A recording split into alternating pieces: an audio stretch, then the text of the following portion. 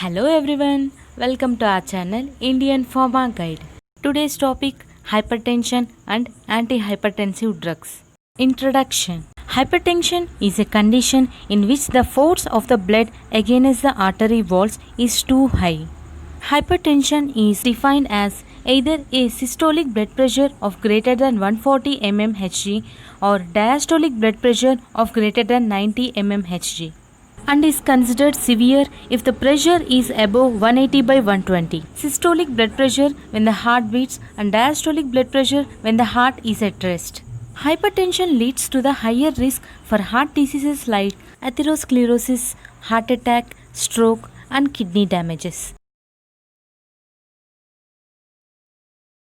Causes and symptoms of hypertension. Many different conditions and situations can normally raise the blood pressure like physical activities, stressful conditions, and lifestyle changes. Types of hypertension. Hypertensions are of two types: primary hypertension and secondary hypertension. Primary hypertension, which is common disorder without known cause. Secondary hypertension, which is caused by medical conditions.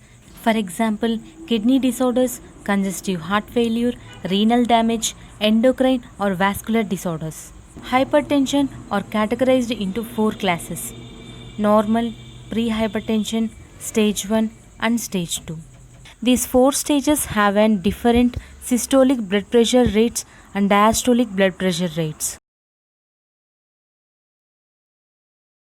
Mechanisms for controlling blood pressure. Blood pressure increases with increased cardiac output and peripheral vascular resistance, or blood pressure decreases with decreased cardiac output and peripheral vascular resistance. Cardiac output is made up of two components. One is heart rate and second one is stroke volume. Heart rate.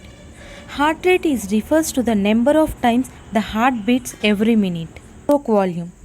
Stroke volume refers to the quantity of blood pumped out of the left ventricle with every heartbeat.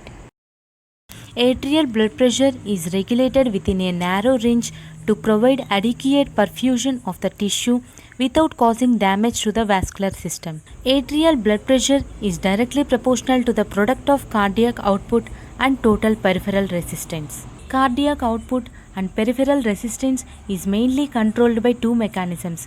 One is short-term mechanism and second one long-term mechanism. Short-term mechanism is called neurological system or baroreceptor reflex. Long-term mechanism is a renin-angiotensin-aldosterone system. Short-term mechanism. Baroreceptors involving the sympathetic nervous system are responsible for the movement regulation of blood pressure. If decreased blood pressure, which causes stimulation of effervescent responses, send impulses to tractus solitarius, which is present in the medulla oblongata. Decreased parasympathetic and increased sympathetic output through the heart and vasculature, which leads to vasoconstriction and increased cardiac output by increasing preload and afterload. Finally, increases blood pressure. If increased blood pressure, which causes the inhibition of effervescent response, send impulses to tractus solitarius, which is present in the medulla oblongata. Increased parasympathetic and decreased sympathetic output through the heart and vasculature, which leads to vasodilation and a decreased cardiac output by decreasing preload and afterload. Finally, decreases blood pressure. Second mechanism, renin-angiotensin-aldosterone system. The kidneys provides for the long-term control of blood pressure by altering the blood volume. Baroreceptors in kidneys responses to reduce atrial blood pressure. By reduced atrial blood pressure, the enzyme renin gets released into the circulation. This renin peptidase converts angiotensinogen to angiotensin 1. Again, angiotensin 1 in the presence of ACE, that is angiotensin converting enzyme, forms angiotensin 2. The released angiotensin 2 will activate the adrenaline gland and releases the aldosterone secretion. Increased renal sodium reabsorption, hence it increases the blood pressure. Decreased BP, it leads to increased sympathetic activity, decreased renal blood flow and decreased glomerular filtration.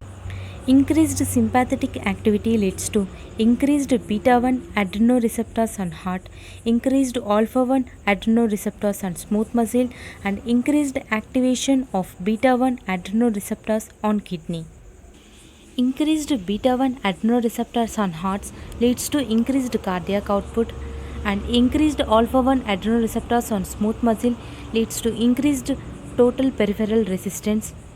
Decreased renal blood flow, formation of renin, and renin converts to angiotensin 2. These angiotensin 2 leads to increased blood volume. Decreased glomerular filtration leads to renin formation and also increases the reabsorption of sodium. Finally, increased cardiac output, increased peripheral resistance, increased venous returns, and increased blood volume leads to increased BP.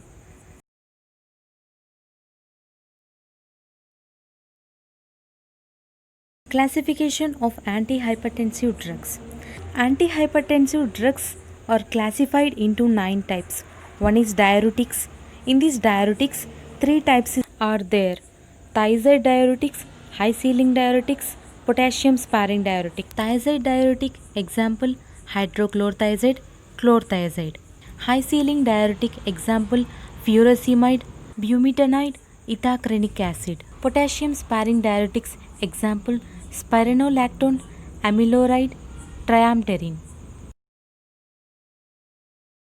Second class ACE inhibitors example captopril, enalapril, lisinopril, ramipril. Third class angiotensin 2 blockers example telmisartan, losartan, valsartan, candesartan. Fourth class calcium channel blockers example verapamil, diltiazem, nifedipine, amlodipine.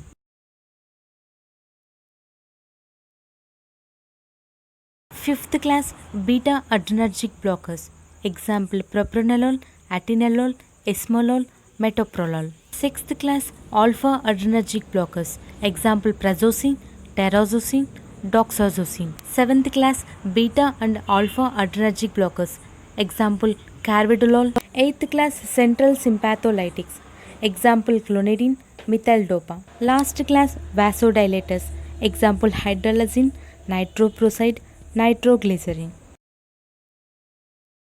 Treatment of hypertension. Hypertension are of 3 stages: mild hypertension, moderate hypertension, severe hypertension. Mild hypertension. Treatment is started with a low dose of thiazide diuretics or a beta blockers.